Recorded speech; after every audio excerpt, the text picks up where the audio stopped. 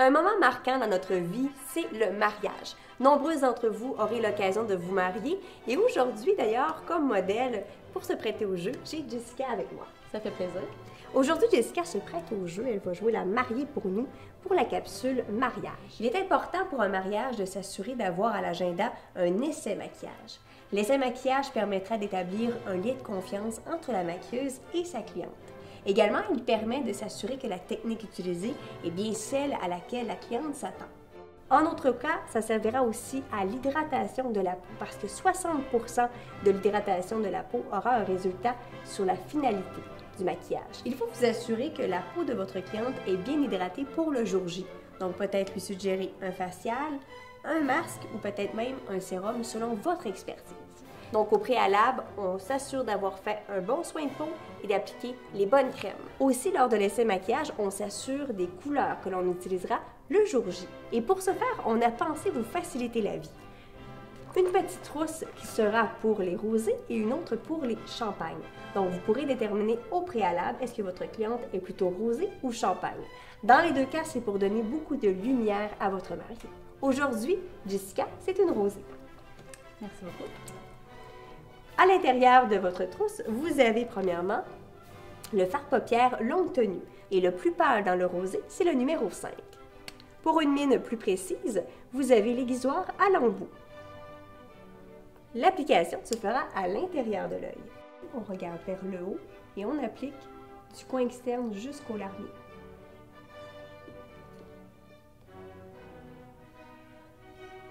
L'application se fera aussi sur la paupière, donc on parle du larmier jusqu'au centre de l'œil. C'est possible de l'appliquer comme base, donc d'appliquer par-dessus un autre fard paupières. Étant un fard crème, ça s'applique très très bien.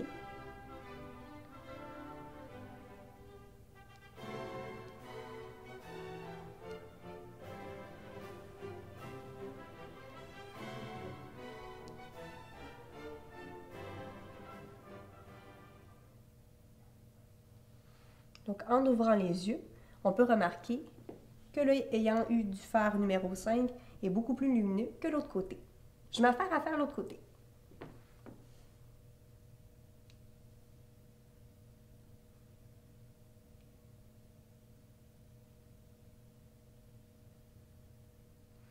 Pour l'étape de la lumière que l'on vient de faire, donc l'intérieur de l'œil et également du larmier jusqu'au centre de l'œil, vous avez dans le rosé le numéro 5 et du point de vue de la trousse champagne, ce sera le numéro 1 à appliquer au même endroit.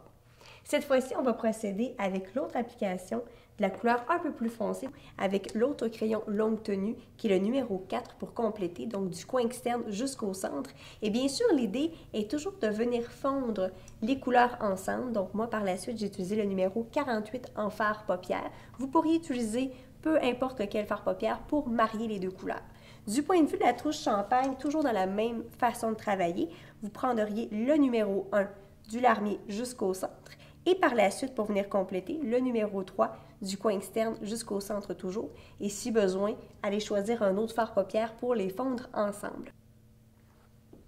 Bien important de venir rejoindre le creux de l'œil, également de ne pas déporter le coin externe de votre œil.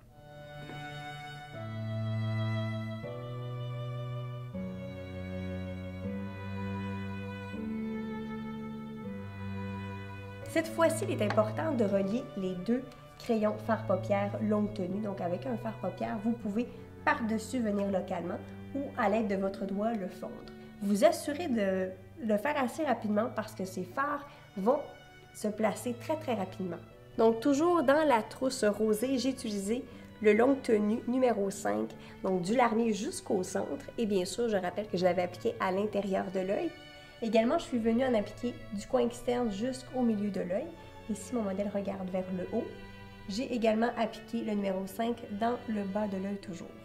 Par la suite, pour densifier la couleur, la pigmentation, je suis allée utiliser le numéro 4 dans le coin externe jusqu'au centre de l'œil. Et bien sûr, pour marier les deux éléments ensemble, je vous suggère d'utiliser un fard paupières en poudre par-dessus.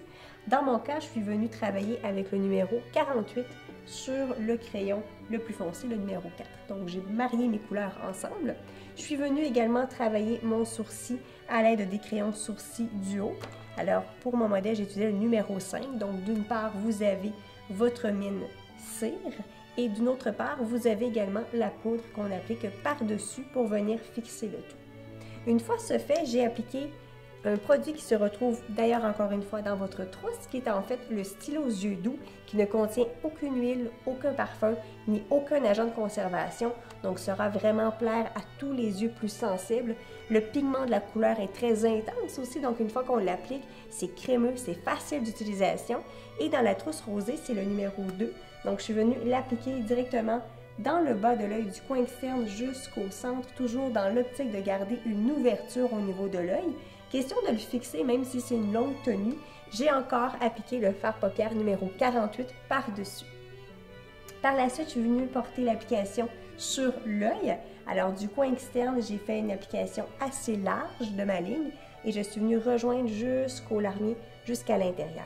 C'est sûr que ça va varier selon votre cliente. Si un œil présente un effet un peu plus tombant, s'assurer de faire votre ligne un peu plus vers le haut, ne pas se rendre respectivement au coin externe de l'œil. Du côté de la trousse champagne, vous retrouvez le même crayon, toutefois dans une autre couleur, le numéro 4, qui est une couleur un peu plus brun, qui en fait est un brun et qui va se marier super bien avec les couleurs champagne. Par la suite, bien évidemment, qui dit mariage, dit longue tenue, dit émotion. Eh bien, l'important, c'est de se tourner vers un bon mascara. Et pour ce faire, je vous propose le mascara 24 heures qui se trouve d'ailleurs dans la trousse rosée et champagne. Donc, au niveau de sa brosse, c'est une brosse plus malléable. Vous allez pouvoir aller atteindre les petits cils plus courts, les plus longs. Et ce sera une tenue accrue. Donc, vous allez pouvoir pleurer sans aucun problème. Donc, je vais faire l'application.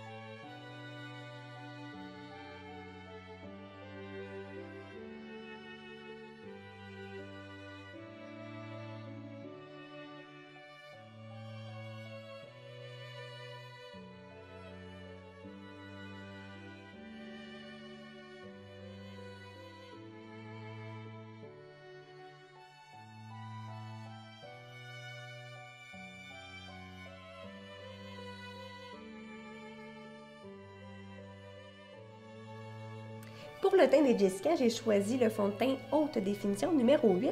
Et d'ailleurs, je vous invite à aller consulter toutes les capsules au niveau des teints pour choisir le fond de teint idéal pour votre cliente. Par la suite, j'ai appliqué pour, bien sûr, retirer un peu l'effet bleuté du contour de l'œil, le Eye Cover numéro 5 au niveau du cerne. Et par la suite, je suis venue fixer le tout avec ma poudre fixante. Bien évidemment, pour un mariage, il est certain que la poudre fixante devrait être appliquée par-dessus votre fond de teint. Par la suite, je suis venue faire mes effets de lumière, ombre et lumière. Et maintenant, on va appliquer le fard joue. Dans la trousse rosée, on retrouve le fard joue numéro 24, tandis que champagne, vous retrouverez le numéro 19.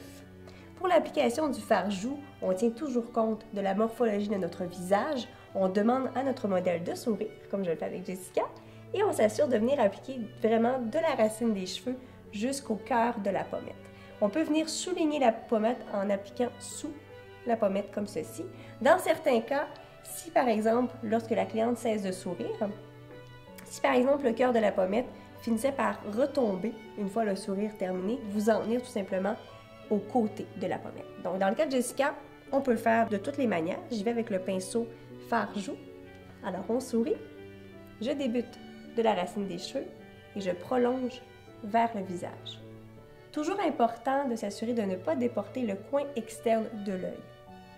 Alors je l'applique également en mouvement ascendant, donc vers le haut, toujours en conservant le sourire de la cliente. Pour un effet aussi uniforme, je vous conseille d'appliquer le fard-joue au niveau du front, mais souvent les mariés vont avoir une coiffure attachée, donc juste une légère touche sur la zone du front.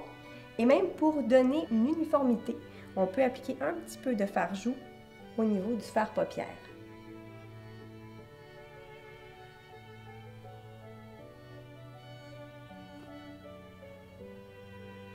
Également, pour faire un effet encore plus de soirée, vous pourriez appliquer la poudre illuminatrice, par exemple, au-dessus de la pommette à certains endroits sur le visage.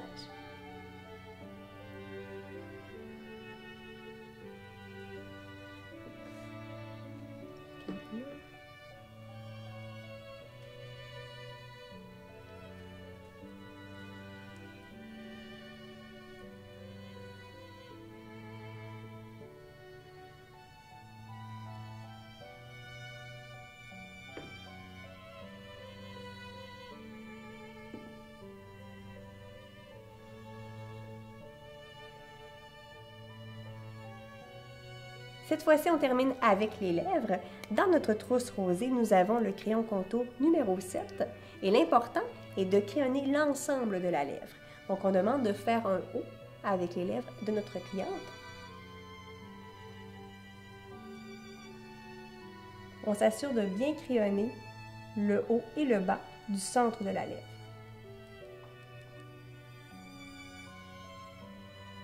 Le crayon contour des lèvres devrait être appliqué à l'ensemble. Comme ça, si le rouge à lèvres finit par se retirer au cours de la soirée, il va adhérer davantage au produit.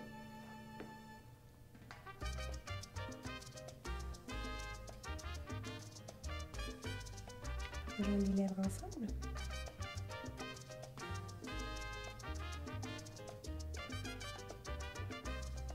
Une fois que vous êtes assuré que le centre est bien appliqué, on demande de faire un sourire à notre modèle et on vient de la commissure externe jusqu'au centre de la lèvre rejoindre le tout, en prenant bien soin de crayonner encore une fois l'ensemble de la lèvre.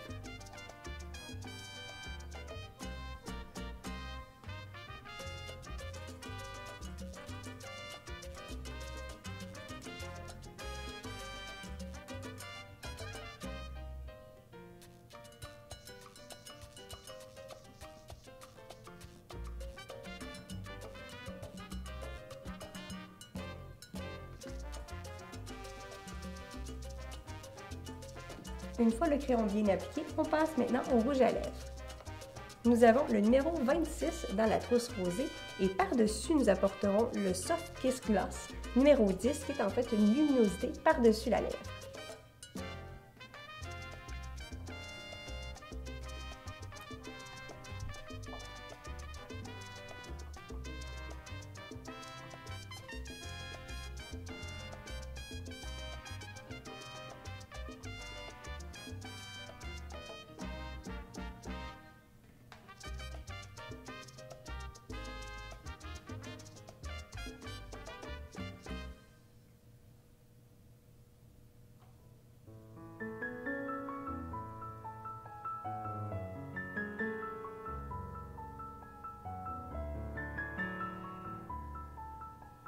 Et pour terminer en beauté, c'est le Soft Kiss Gloss numéro 10 pour la trousse rosée qui ornera la lèvre.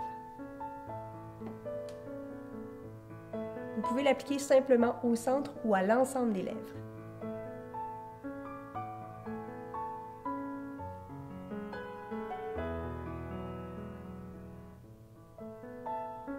Alors voilà, nous avons une mariée prête pour son événement et d'ailleurs, elle a toujours dans sa trousse les éléments essentiels pour faire des retouches au cours de la soirée. Merci beaucoup, Jessica. Merci à toi.